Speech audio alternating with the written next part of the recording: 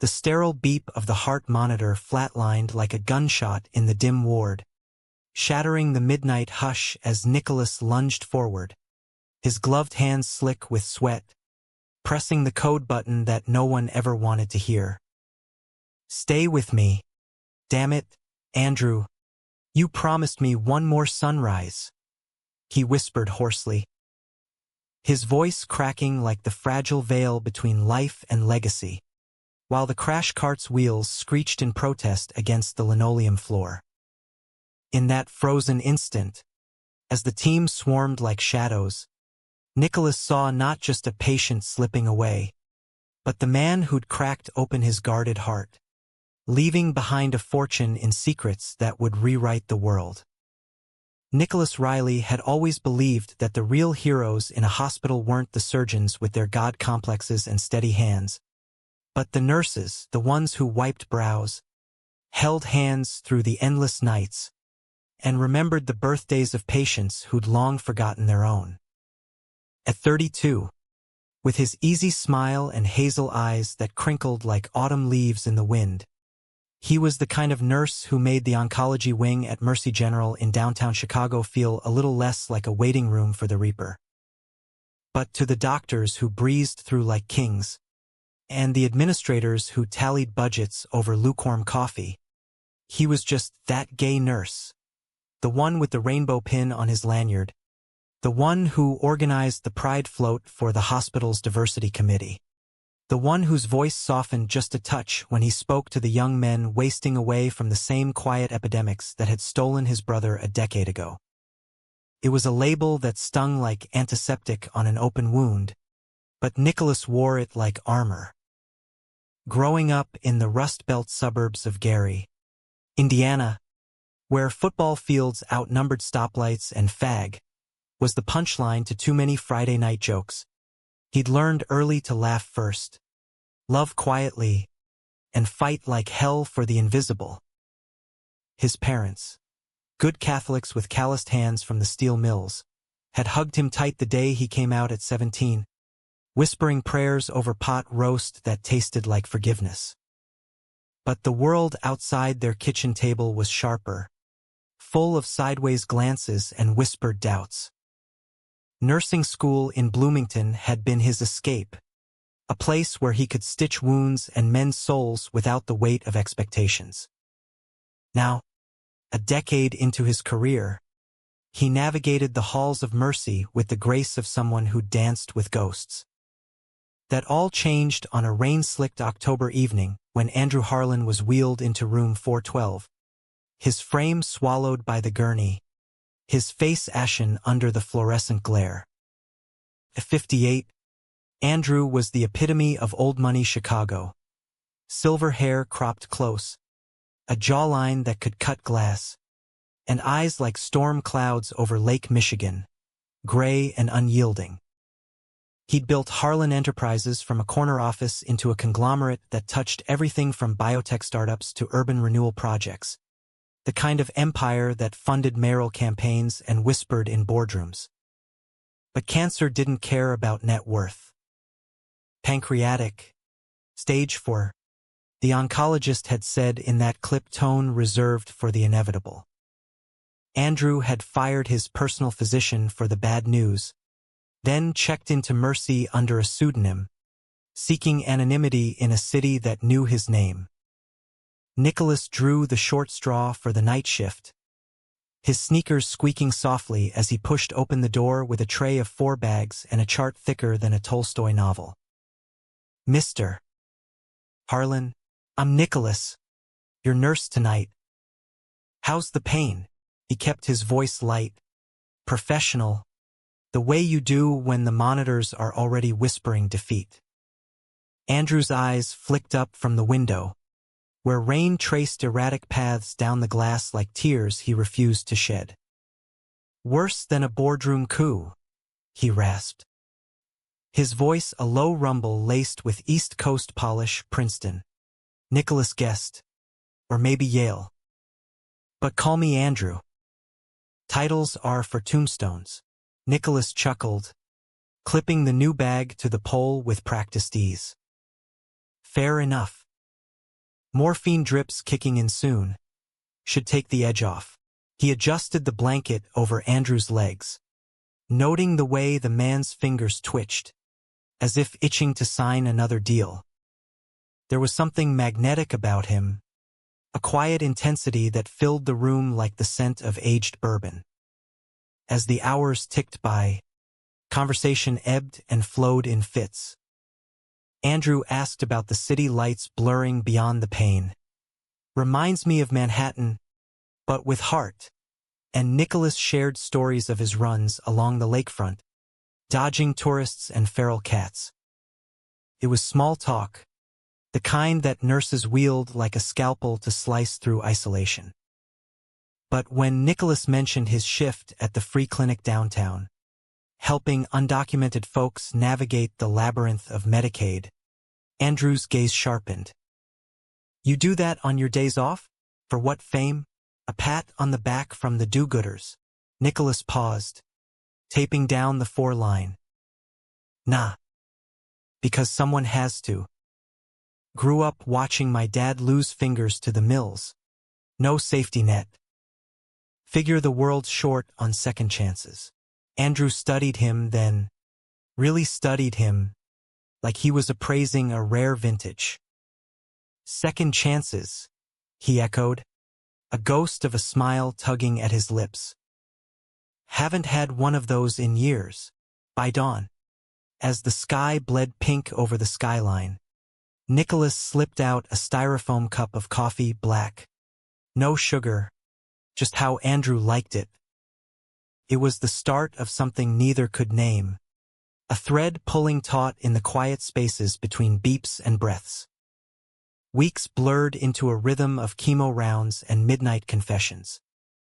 Andrew's empire hummed on without him, proxies handling the mergers while his body betrayed the bargain he'd struck with ambition.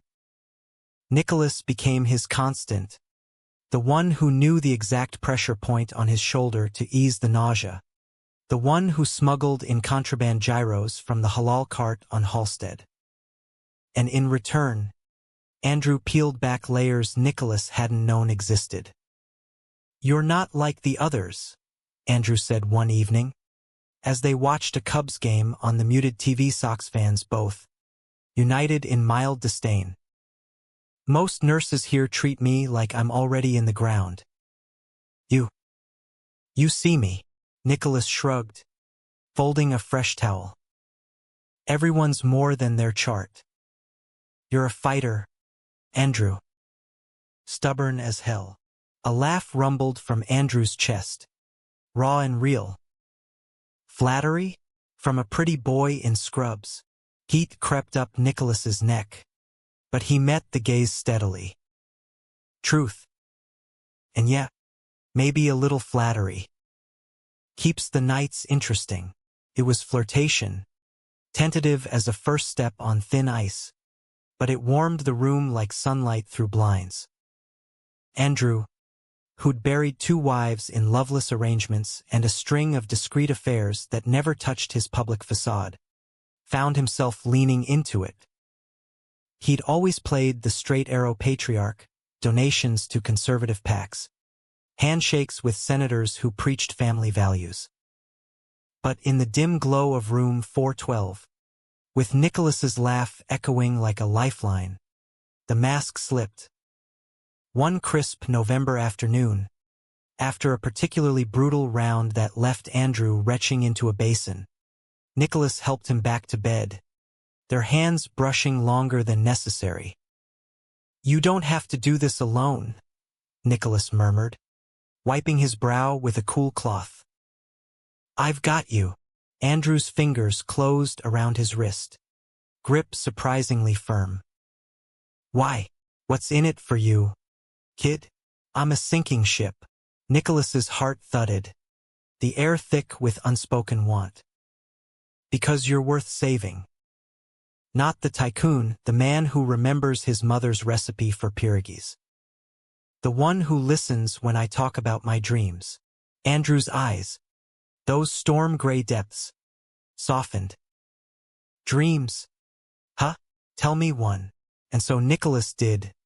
whispering of a clinic in Pilsen, a haven for queer youth and the underserved, funded by grants he chased like fireflies. Andrew listened, really listened, his thumb tracing idle circles on Nicholas's skin. It was the first crack in the dam, the moment tenderness bloomed amid the beeps and bandages. But Chicago winters bite deep, and so did the shadows lurking beyond the ward. Andrew's daughter, Victoria, a sharp-edged lawyer with her father's jaw and none of his hidden warmth, began her visits like clockwork, perched on the vinyl chair with a briefcase full of power of attorney forms. She eyed Nicholas with the disdain of someone who'd grown up in Gold Coast penthouses, where staff were invisible unless they polished silver wrong. "He's draining you, Dad," she said one afternoon, her voice a scalpel as Nicholas adjusted the oxygen mask. "These people, they're opportunists. Especially," her gaze flicked to the rainbow pin, lips curling. "Him." Andrew's hand tightened on the bedrail. "Nicholas is family, Vic." "More than you know," she laughed, brittle as frost. "Family? He's your nurse. Don't let sentiment cloud the will." The words hung like smoke, a warning flare. Nicholas pretended not to hear, but the seed of doubt took root. Was he just a distraction? A soft landing for a man staring down eternity? Or something more? A bridge to the life Andrew had denied himself? As Thanksgiving approached, with the scent of turkey wafting from the cafeteria and families clustering in lobbies, Nicholas found himself lingering after shifts, sharing slices of pumpkin pie pilfered from the nurse's station. Andrew, ever the contrarian, confessed over forkfuls. "I was married twice, you know. Both times, it was theater. Boardrooms demanded the facade. Never loved like this." Nicholas's pulse raced, the pie forgotten. "This," Andrew reached out, cupping his cheek with a palm rough from years of handshakes. "This. You. Real." Their lips met then, tentative, tasting of cinnamon and salt, a kiss that sealed promises in the half-light. It was chaste, profound, a vow whispered against the roar of machines. Nicholas pulled back, breathless, his world tilting like the city from a high-rise window. "I love you," Andrew said simply, as if it were the most natural merger in the world. Nicholas's eyes burned. "I love you too. Whatever comes." But whatever came was a storm. Victoria's whispers turned to calls. Private investigators digging into Nicholas's past, dredging up old photos from pride parades, framing him as a gold digger in designer disguises. Andrew, weakened but unbowed, drafted letters to his board, earmarking funds for Nicholas's clinic dream. It was his legacy, he said, a foundation for the marginalized, named for the brother Nicholas had lost to silence and shame. "You're giving him everything?" Victoria hissed in the hallway one night, cornering Nicholas by the vending machines. "Dad's delusional. You'll ruin him." "I'm not taking anything," Nicholas shot back, voice steady despite the tremor in his hands. "I'm loving him. Something you might try." Her slap echoed like thunder, the sting blooming red on his cheek. "Stay away from my family," he didn't tell Andrew. Not then. Love, he thought, shouldn't bear such weights. December arrived with a vengeance, blanketing Chicago in a shroud of gray slush and holiday lights that twinkled like defiant stars against the cold. Mercy General decked its halls with tinsel and poinsettias, but room 412 felt worlds away, a sanctuary of shared silences and stolen touches. Nicholas and Andrew navigated their secret with the caution of bootleggers in Prohibition. Hands linking under blankets, foreheads pressing in the hush of pre-dawn hours. It was a love born of fragility, each moment polished like glass, liable to shatter under too much pressure. Andrew's treatments dragged on, the chemo a relentless tide eroding his edges. He'd lost 20 pounds, his suits hanging like regrets in the closet his assistant had stocked. Yet his mind sharpened, fueled by the fire Nicholas had unwittingly kindled. Late nights became brainstorming sessions, Andrew sketching blueprints for the Harlan Riley Foundation on napkins, mobile clinics for rural queer kids, scholarships for nurses from underserved zip codes, advocacy hubs in cities scarred by the AIDS crisis. "It's not charity," he'd say, pencil scratching furiously. "It's justice. For all the boys like you, told they didn't deserve a seat at the table." Nicholas would watch him, a swelling in his chest like a tide. "You're changing the game, Andrew." From boardrooms to backstreets. Andrew's smile was weary but wicked. "Blame you. Made me see there's more to legacy than stock tickers." Their romance deepened in subtleties. A mixtape of Springsteen ballads Andrew had Nicholas play on his phone, evoking Rust Belt roads and unspoken longings. Walks in the hospital's rooftop garden, bundled in coats against the wind, where Andrew confessed fragments of his youth. Summers in the Hamptons hiding crushes on the lifeguards, a college roommate whose kiss he'd fled from in panic. "I built walls," he admitted, breath fogging the air. "Too high to climb. Until you." Nicholas shared his own scars. The brother, Tommy, lost to a back-alley dealer and a diagnosis too late. The ex-boyfriend who'd bolted when Nicholas's shifts turned endless. The quiet fear that love was a luxury he couldn't afford. "You're my exception," he told Andrew one evening, tracing the veins on his hand like a map to hidden treasures. "The one who makes forever feel possible." Christmas Eve dawned brittle, the ward alive with carols piped through speakers and families toting poinsettias. Victoria arrived early, her heels clicking like accusations, a stack of legal pads under her arm. Nicholas was mid-rounds when she intercepted him in the corridor, her face a mask of polished fury. "We need to talk," she said, steering him into an empty consult room. The door clicked shut, sealing them in fluorescent limbo. Nicholas crossed his arms, the slap's echo still faint on his skin. "If it's about your father, I'm listening. But I'm not leaving," she paced, a shark in pencil skirt. "You don't get it. Daddy's will, it's being rewritten. Pouring millions into your little fantasy clinic? It's insanity." He's not thinking straight, literally. The barb landed, laced with venom. Nicholas's jaw tightened. He knows exactly what he's doing. Loves it, even. More than the empire you want to inherit. Victoria whirled, eyes blazing. "Love? This is exploitation. I had my PI look into you, parades, protests, that brother of yours who OD'd. You're a walking liability.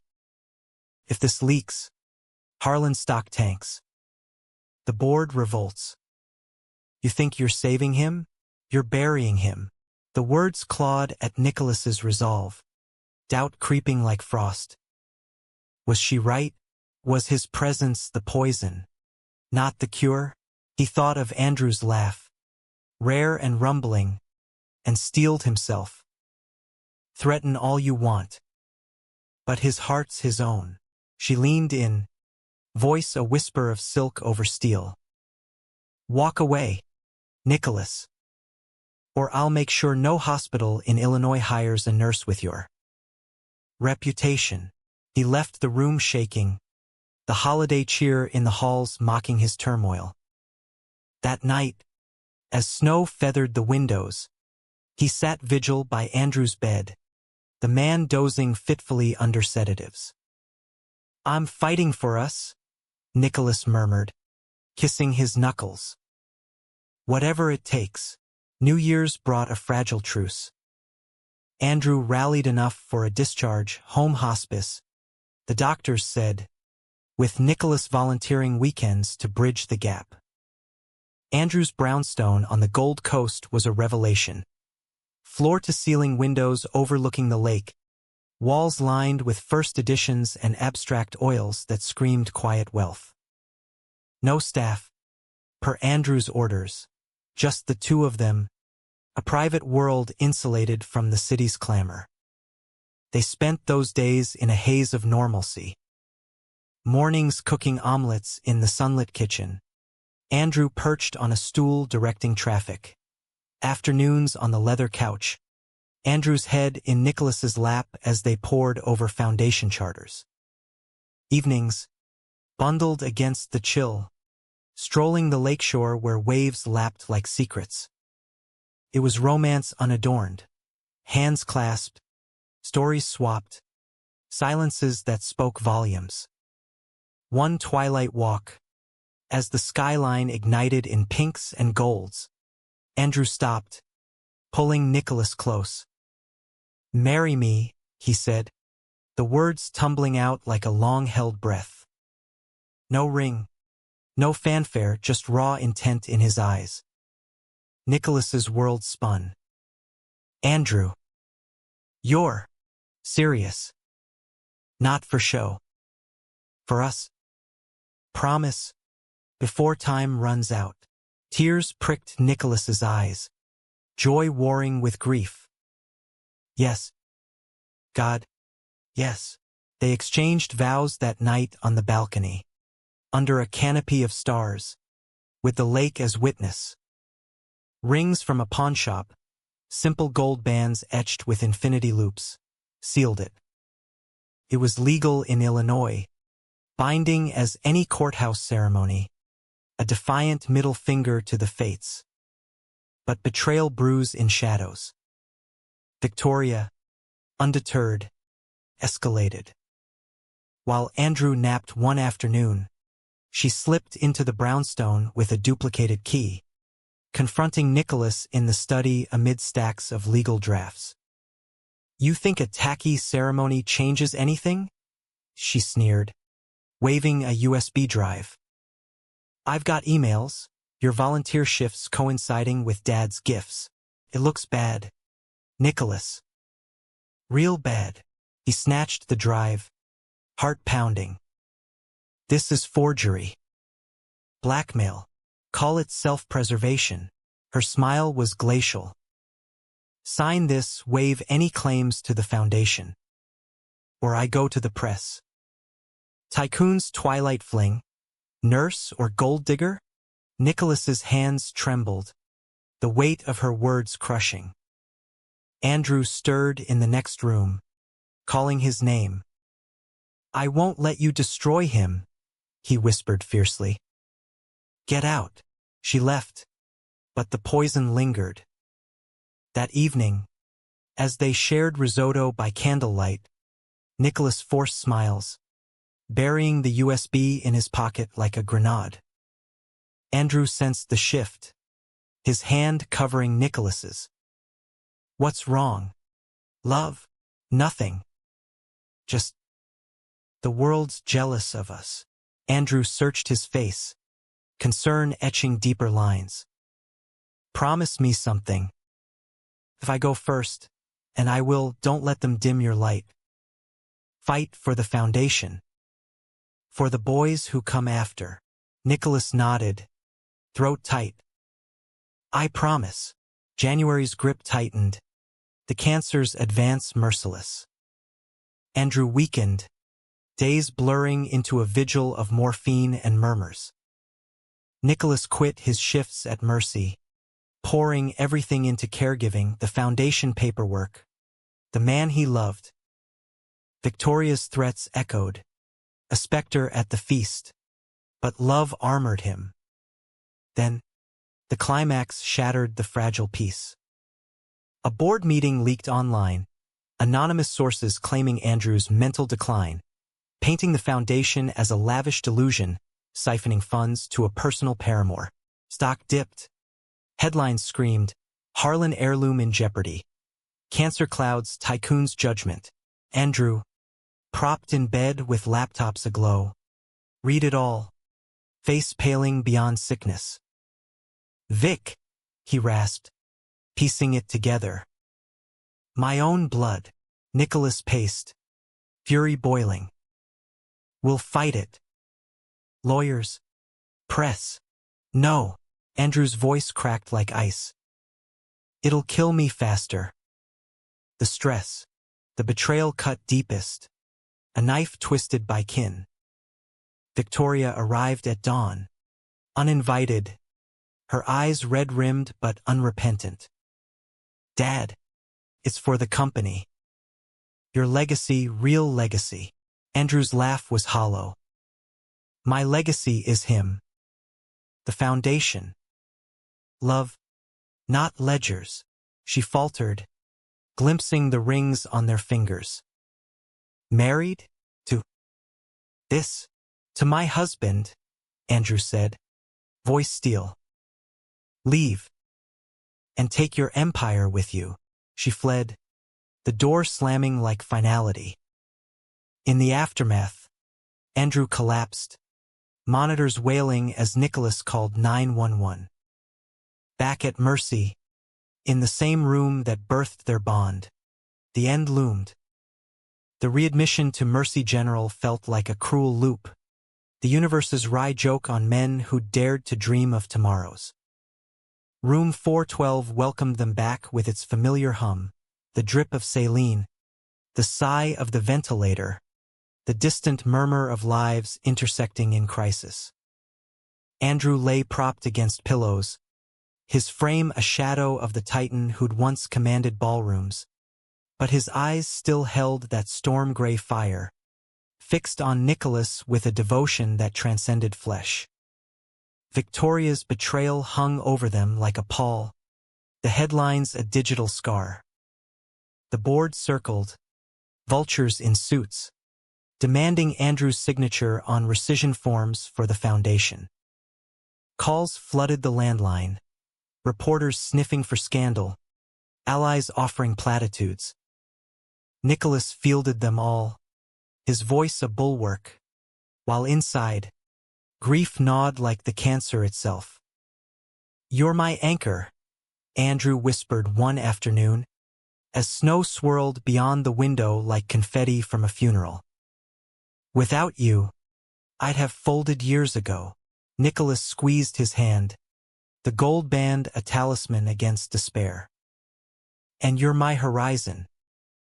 We built this together. They can't unwrite it, but the body betrays, and Andrews did so with vicious efficiency. Pain flares racked him, morphine barely blunting the edges. Nicholas became ghost, shadowing doctors for updates, advocating in hushed conferences, collapsing into stolen naps on vinyl chairs. Sleepless nights bled into days, his reflection in the bathroom mirror a stranger, hollow cheeks, eyes bruised with exhaustion. Friends rallied quietly.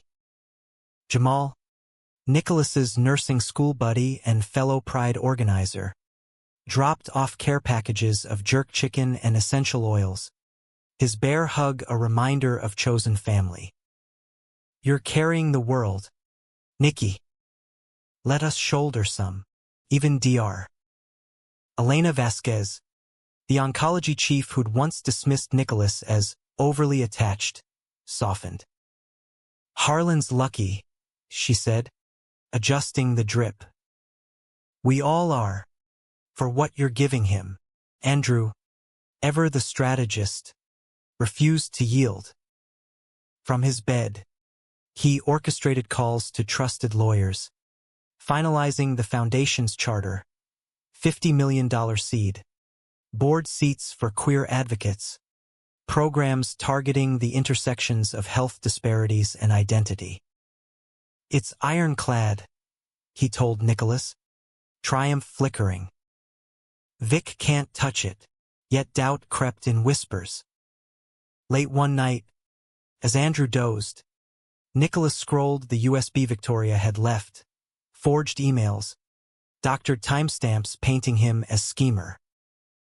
His stomach churned. The lies were artful, convincing even to his weary eyes. What if the board pushed? What if Andrew's final days dissolved in litigation? Morning brought a visitor neither expected. Victoria, alone, sans briefcase. She hovered in the doorway, coat dripping meltwater, her armor cracked. I came to see him." Nicholas barred the way, arms crossed. "He doesn't need more poison." Her gaze dropped to the rings glinting on his finger.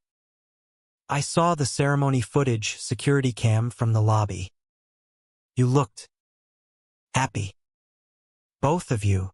He softened fractionally, exhaustion eroding edges. "We were.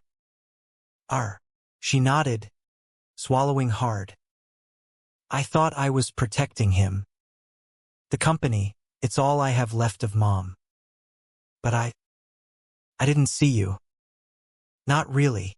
Andrew stirred then, voice faint but firm. "Vic, come in." She approached the bed like a penitent, perching on the edge. "Daddy, I'm sorry. The leaks, the forms, I was scared of losing you to this, to love." Andrew's tone was gentle, probing. "I hid mine for decades. Don't repeat my mistakes." Tears tracked her cheeks, smudging mascara. "I won't. The board's backing off, I made sure. And the foundation is brilliant. Use my shares if you need." Andrew extended a hand. She took it, the first unguarded touch in years. Nicholas watched, a knot loosening in his chest.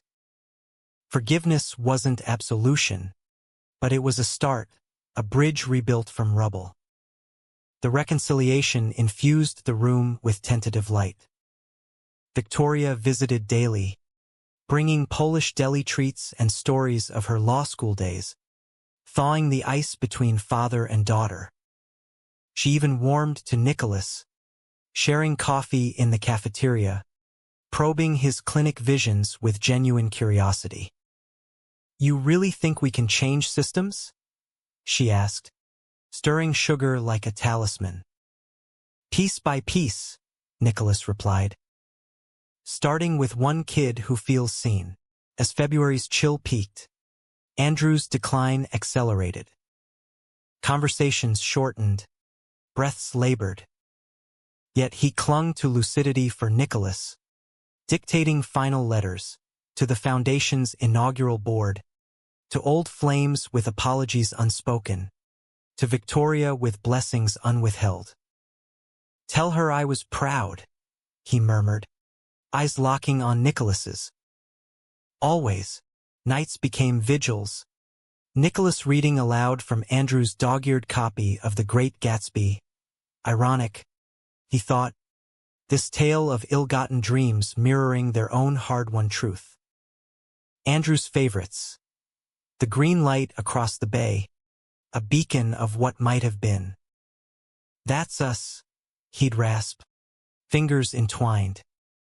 Chasing the impossible. One dawn, as the first robins pierced the gray with song, Andrew rallied for a final outing. Wheelchair-bound but unbowed, he insisted on the rooftop garden, bundled in blankets against the bite. Nicholas pushed him to the edge.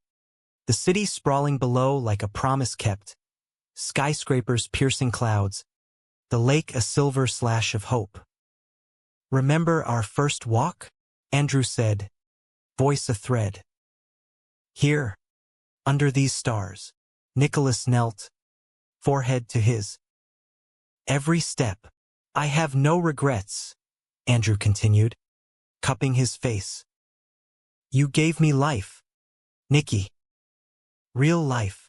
And you gave me forever. Tears fell, warm on cold skin. They stayed until fatigue claimed him, wheeling back to the room where monitors waited like sentinels. That afternoon, as Nicholas dozed in the chair, Andrew slipped into quiet. No drama, no gasp, just a final exhale, peaceful as settling snow. Nicholas woke to silence, the flatline's wail yanking him upright. No, he gasped, lunging for the button, but deep down, he knew. The team came, protocols enacted, but it was formality. Andrew was gone, legacy etched in the love they'd forged. Grief crashed like waves, Nicholas collapsing beside the bed, sobs wrenched from his core. Nurses pulled him away gently, Elena murmuring condolences, but the void was vast, a chasm where Andrew's voice had echoed. Victoria arrived within the hour, face ashen, enveloping him in an awkward hug. He loved you. More than anything. The funeral was private, a lakeside service under leaden skies, attended by a handful, bored allies, Jamal, Elena, Victoria reading a eulogy that cracked with unshed tears. Nicholas spoke last, voice steady through the storm. Andrew Harlan wasn't just a name in lights. He was a man who learned to love without walls, who built bridges where others built barricades. His legacy isn't in dollars. It's in the lives he'll touch, the silences he'll break. Afterward, in the brownstone's hush, Nicholas sifted memories. The rings, the napkins, the kiss in room 412. Victoria joined him, a bottle of Andrew's bourbon between them. The foundation launches next month, she said. With your name on it, co-chair. He nodded, throat tight. He'd want that. Healing began in fragments. Nicholas returned to Mercy part-time, his rainbow pin a badge of battles won. The headlines shifted, from scandal to tribute, Harlan's hidden heart, a legacy of love and equity. Donors flocked, queer orgs partnered, the first clinic site breaking ground in Pilsen by spring. Yet nights were hardest, the bed vast and cold. Dreams brought Andrew back, storm-gray eyes, rumbling laugh, waking Nicholas with a hollow ache. He'd trace the ring, whispering vows to the dark. I miss you. But I'm fighting. Spring unfurled in Chicago like a hesitant apology. Tulips pushing through cracked sidewalks. The lakefront alive with joggers shaking off winter's pall. For Nicholas, the season mirrored his grief's ebb, a slow greening amid the brown, where loss lingered but light pierced through. The Harlan Riley Foundation's launch gala, held in a converted warehouse in the West Loop, was Andrew's vision manifest. Exposed brick walls strung with Edison bulbs, tables laden with farm-to-table fare from Pilsen vendors, a stage for testimonials from the lives it aimed to uplift. Nicholas stood at the podium in a tailored navy suit, the first suit he'd owned that didn't come from a thrift bin, his hand steady despite the knot in his chest. The room hummed with 200 souls, activists in leather vests, philanthropists in pearls, reporters scribbling furiously. Victoria flanked him, elegant in emerald silk, her presence a quiet alliance forged in fire. Ladies, gentlemen, friends, Nicholas began, voice carrying like wind over water. Andrew Harlan taught me that true power isn't in commanding rooms. It's in holding space for those the world overlooks. Tonight, we honor that. With your help, we'll fund 20 clinics in the first year, scholarships for 50 nurses from marginalized communities, an advocacy that screams what silence has stolen. Applause thundered, but Nicholas's eyes sought the empty chair at the front, reserved for Andrew's spirit. He pressed on, sharing snippets, the napkins, the rooftop vows, the love that outlived the body. He saw me not as just a gay nurse, but as a partner. Let's build a world where everyone is seen. The evening blurred into toasts and handshakes. Jamal clapped his back, grinning through tears. You slayed, brother. Andrew's beaming somewhere. Elena cornered him with grant proposals, her pragmatism a bomb. Even Victoria lingered, clinking glasses. You did him proud, Nicholas. Us too. Pride swelled, bittersweet. The foundation's impact rippled swiftly.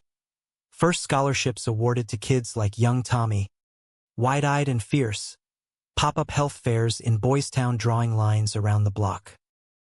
Nicholas dove in headfirst, his nursing shifts balanced with site visits and strategy sessions, exhaustion a familiar companion. But purpose anchored him, Andrew's voice an echo in every decision. Fight for the light. Yet betrayal's shadow lingered. Whispers from the board, holdovers loyal to Victoria's old guard, questioned allocations, eyeing the queer-focused programs with veiled skepticism. Diversify, one suit murmured at a meeting, code for dilute. Nicholas pushed back, Victoria at his side. This is the core. Or it's not Andrew's legacy. Tensions simmered through summer's haze, the city pulsing with festivals and fireflies. Nicholas found solace in routines. Dawn runs along the drive, where the lake's rhythm synced with his breath. Evenings at the brownstone, now half his, where he'd cook pierogies from Andrew's recipe, toasting ghosts with bourbon. Dates crept in tentatively, a coffee with a barista from the clinic, laughs over lattes that didn't quite spark. Too soon? The guy asked, kind but perceptive. Nicholas smiled sadly. Healing's not linear. Fall brought milestones. The Pilsen Clinic's ribbon cutting, a squat brick building reborn as beacon, walls painted with murals of intertwined hands in every hue. Kids from the neighborhood toured first, their questions a chorus of hope. Will you help my uncle? He's sick like my dad was. Nicholas knelt.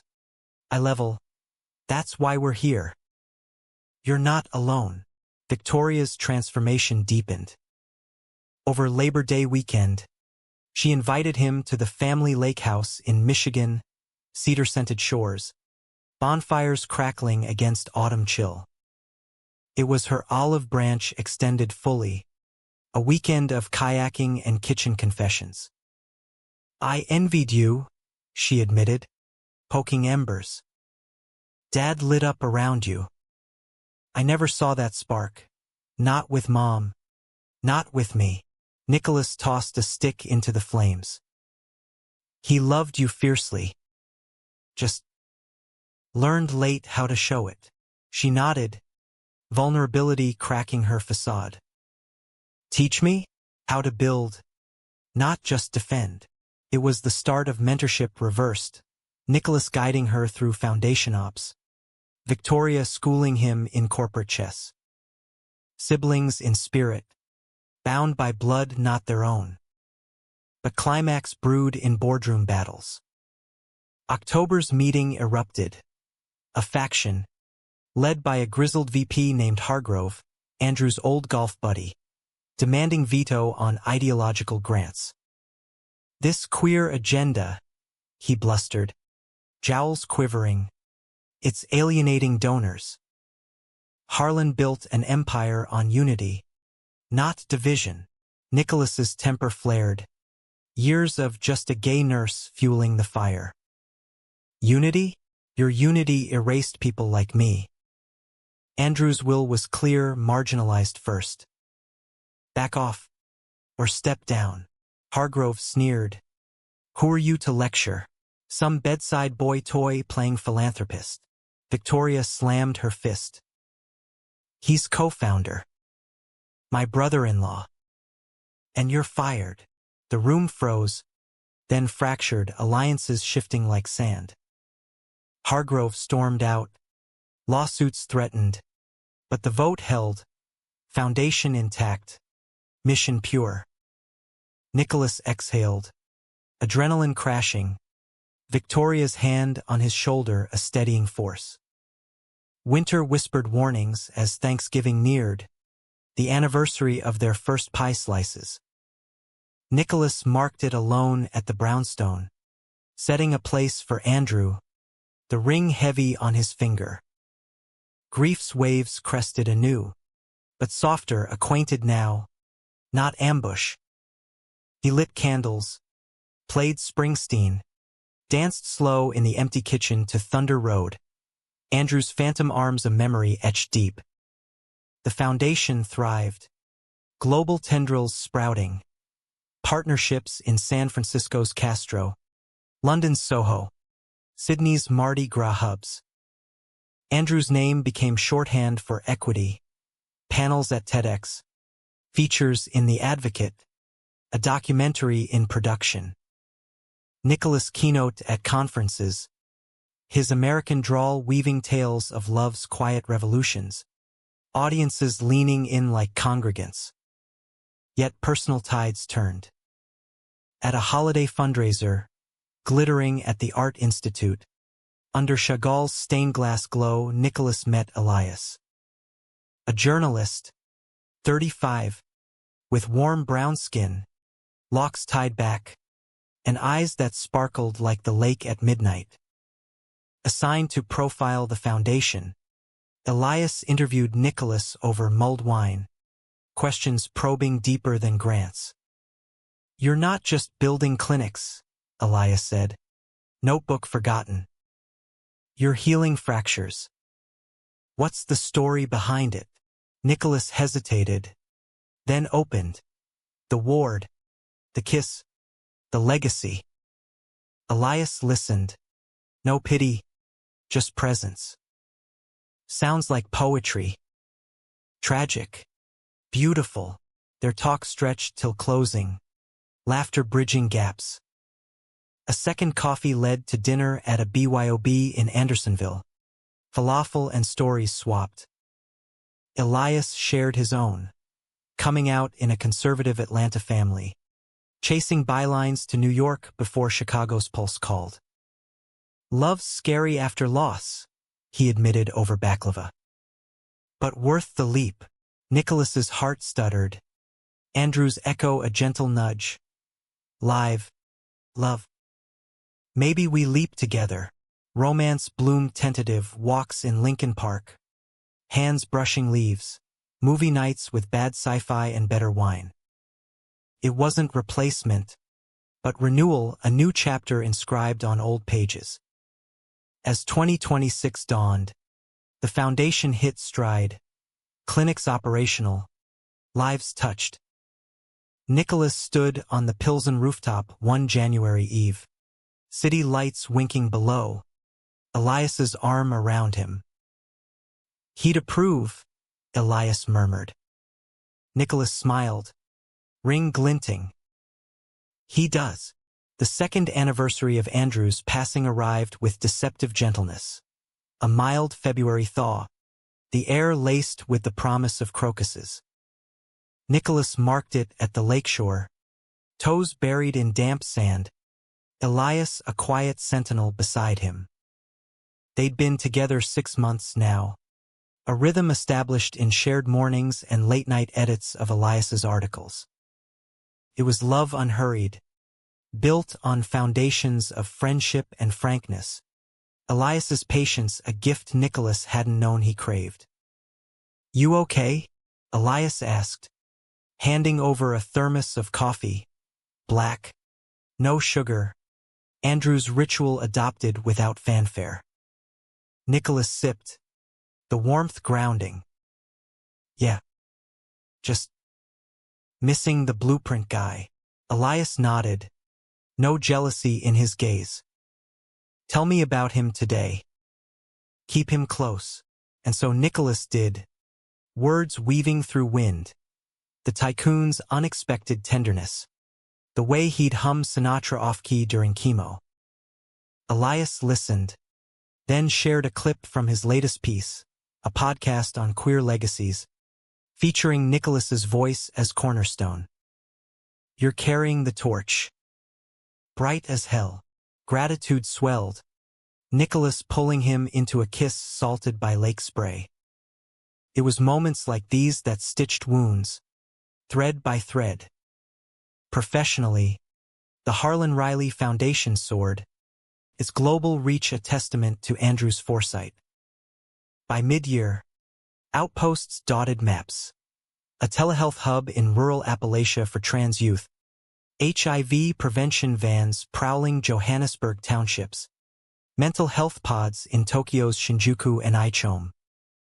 Nicholas jetted between them economy seats, his American pragmatism clashing charmingly with international flair. In Cape Town, he bonded with a Zulu nurse over Bray, swapping stories of stigma's slow dismantle. In Berlin, he keynote at CSD. The crowd's roar a catharsis for old Chicago slights. Victoria evolved into co-conspirator, her law firm pivoting to pro bono for LGBTQ+ cases. Dad would rib me, she joked over Zoom from a Delhi site visit. From mergers to missions, their bond deepened. Thanksgiving at the lake house became tradition, with Elias folding in seamlessly, his southern drawl disarming her barbs. Challenges persisted, humanistic grit the antidote. A funding dip hit in summer, conservative donors balking at woke expansions. Nicholas rallied, penning op-eds for the Chicago Tribune. Legacy isn't static, it's a living fight. Crowdfunding surged. Celebrities chipped in, Neil Patrick Harris hosting a gala, his toast to Andrew's quiet revolution going viral. Personal growth mirrored the mission. Nicholas mentored at Mercy, his Just a Gay Nurse days fueling workshops on compassionate care. One evening, training a cohort of wide-eyed students, he shared, patients aren't charts, they're stories. Listen like your heart depends on it. Because sometimes, it does. Elias's career intertwined, his investigative series on health inequities earning a Peabody nod. We're a team, he'd say, laptop aglow beside Nicholas's grant spreadsheets. Intimacy deepened, lazy Sundays in bed, debating plot twists over takeout, trips to Indiana, where Nicholas's parents enveloped Elias like a long-lost son. Pot roast and pride parades their welcome. Yet conflict simmered, a remnant of betrayal's burn. Hargrove, the ousted VP, resurfaced in fall, filing a frivolous suit alleging fiduciary breach, claiming Andrew's undue influence from Nicholas' invalidated bequests. Tabloids revived the old smears, nurse's nest egg, scandal or sentiment? The courtroom in downtown Chicago was a pressure cooker. Hargrove's lawyers slinging mud. Photos from Pride. Twisted timelines of Nicholas's opportunistic shifts. Victoria shredded them on cross, her scalpel precision evoking Andrew. Baseless, she declared. A grudge from a man too bitter to evolve. Nicholas testified last. Voice unwavering. Andrew chose this. For justice. Not me. I loved him, still do. But the foundation, that's bigger than us. The judge dismissed with prejudice. Hargrove slinking away defeated. Outside, reporters swarmed. Nicholas, arm linked with Elias and Victoria, faced them. This isn't about winning. It's about why we fight for the unseen, the unloved. The victory party at the brownstone was cathartic, Jamal's playlist thumping, Elena toasting with tequila shots. Elias pulled Nicholas aside on the balcony. City hum below. "You're unbreakable." Nicholas leaned in, foreheads touching. "We are." As winter waned, a new chapter beckoned. Adoption. Not blood, but chosen, sponsoring a foster kid from the clinic. A 15-year-old named Kai. All sharp wit and guarded eyes. Out since 12. Kai moved into the brownstone's guest room, his duffel a portal to fresh starts. Nights became tutorials. Nicholas on nursing dreams, Elias on storytelling, Victoria video calling with college tips. Kai's thawing was profound. First a hesitant high five after a Bulls game, then confessions over midnight snacks. "Thought I was broken. You'll make me feel fixable." "You're not broken," Nicholas said, echoing Andrew. "Just building." Global legacy amplified. UN recognition for the Foundation's model. Andrew's name invoked in Geneva halls. Nicholas' keynote at Davos, irony thick. The tycoon crowd hanging on his every word. Wealth without humanity is hollow. Andrew knew that. Back home, life wove intimate tapestries. Spring brought a commitment ceremony for Nicholas and Elias, small, lakeside, with Kai as best man, Victoria officiating in jest. Vows exchanged under willows. "I choose you." Every dawn, Elias said, ring sliding home. Nicholas's response, "And I you, horizon and all." The crowd, parents, Jamal, Elena cheered, confetti dancing on breeze. Andrew's absence ached, but his presence infused. The Foundation's work, Kai's grin, love's quiet persistence. Summer hummed with purpose. Clinic expansions, Kai's first Pride float, Rainbow Cape billowing. Elias's book deal on queer health warriors. Nicholas ran the lakefront marathon. Elias and Kai cheering at the finish. Medals shared over ice cream. Fall's harvest yielded reflection. At the 3rd anniversary lakeside vigil, Nicholas scattered petals. Tulips, Andrew's favorite, Elias and Kai flanking him. He'd love this chaos. Nicholas laughed, arm around his son. Full house, Elias squeezed his hand. Full heart, as leaves turned, the Foundation hit a decade milestone. No, wait, 3 years, but impact eternal. A new wing at Mercy bore Andrew's name.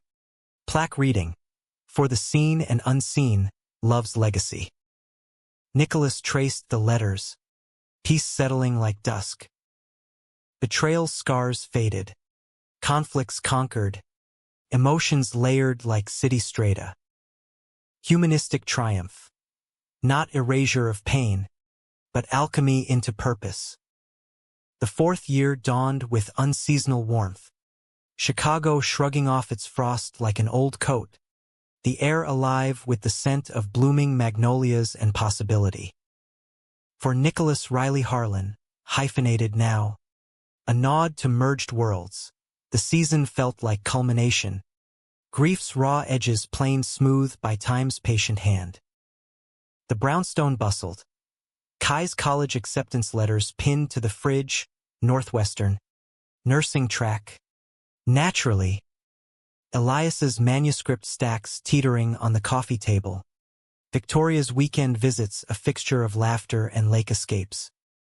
The Harlan Riley Foundation had metastasized into a movement, its tendrils global and granular, over 100 clinics worldwide. From Manila's slums to Mexico City's Zocalos, each an outpost of equity.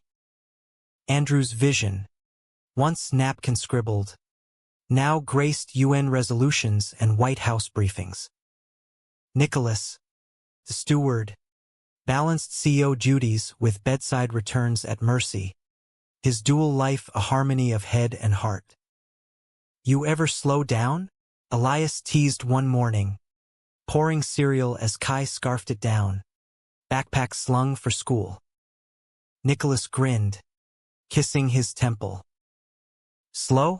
That's for retirees. We've got empires to build." Kai rolled his eyes, affection masked in teen snark. "Dads? Gross. Save it for date night." Date nights were sacred picnics in Millennium Park, where Gary's curves echoed their twists, jazz at the Green Mill, swaying to Coltrane's ache. Elias's book, Bedside Revolutions, hit shelves that spring, dedicating chapters to Andrew, the tycoon who traded boardrooms for bedrooms of the heart. It climbed bestsellers, panels packed with admirers probing Nicholas' post-reading. "How'd you turn lost to legend?" "Love," he'd say simply. "The stubborn kind." Victoria's arc completed in summer's heat, a wedding of her own, to a soft-spoken environmental lawyer named Sophia. Vows exchanged in the Gold Coast Synagogue with Andrew's photo presiding. Nicholas walked her down the aisle, arm linked, tears blurring the chuppah. "Dad's here," he whispered. In every step, she squeezed back. "Ours now, brother." The ceremony spilled into reception at the lake house, lanterns flickering like fireflies, Kai DJing a mix of disco and indie. Sophia's family, vibrant, boisterous, mingled with Nicholas's Rust Belt kin, a tapestry of textures. Toasts flowed, Jamal's ribald, Elena's poignant. Elias pulled Nicholas aside at midnight, under stars sharp as promises. "For years. Feels like forever started yesterday." Nicholas's hand found his waist. "Best merger ever." Autumn brought trials, a final echo of conflict. An international partner in Sao Paulo faced backlash. Local evangelicals protesting the clinic's trans care, pickets chanting slurs that pierced Nicholas's armor. He flew down, Elias in tow, facing the fray, megaphone in hand, addressing the crowd in halting Portuguese. Victoria's legal team on speed dial. "We're not invaders," he called, voice steady. "We're healers. For your sons, your daughters seen, safe." A mother in the throng, clutching a trans teen's hand, crossed lines to hug him. "Obrigada." For fighting. The standoff dissolved into dialogue, partnerships fortified. Back in Chicago, Kai greeted them with pizza and pride. "Saw the news. Pops. You're a badass." Nicholas ruffled his hair. "Learned from the best." Winter's hush gifted reflection. At the lakeside vigil, now annual, with Kai lighting candles, Elias reading Gatsby, Nicholas felt closure's gentle close. Andrew's legacy wasn't static. It evolved, a river carving canyons of change. Clinics saved lives daily. A kid in Boise coming out without fear, an elder in Lagos accessing meds undenied. Headlines shifted permanent, from shadows to spotlights, the Harlan effect. Personal legacies bloomed too. Kai's high school graduation valedictorian, speech on chosen families as revolution, drew tears, Nicholas's chest bursting. College drop-offs became adventures, dorm unpacked with dad jokes and dorm fridges stocked. Elias and Nicholas marked their own milestone, a trip to Provincetown, Cape Cod's queer haven, where they'd honeymoon in spirit. Boardwalks creaked underfoot, whale watches yielded breaches like metaphors. Evenings in beachside B&Bs, fires crackling, they dreamed aloud.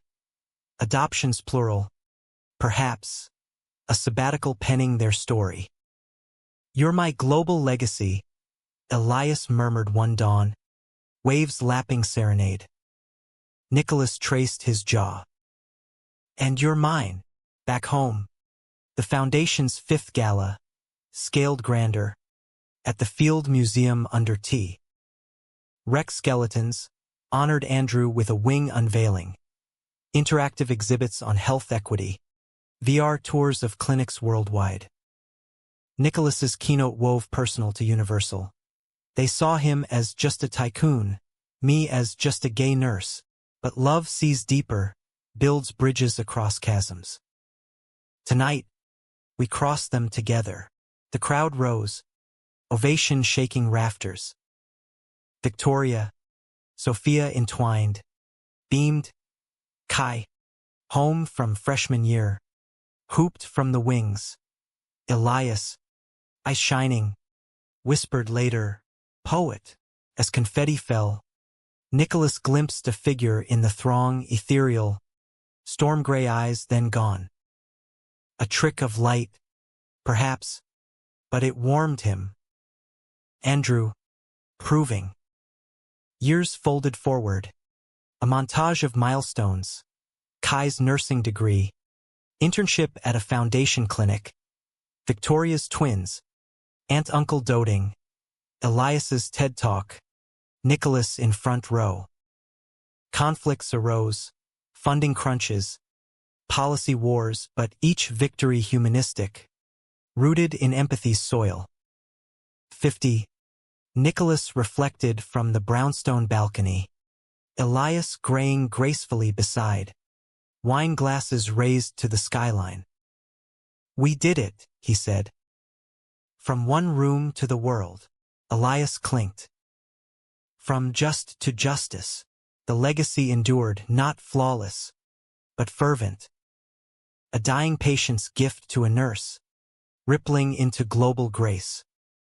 In Chicago's heart, where winters rage and springs renew, love proved the ultimate inheritance.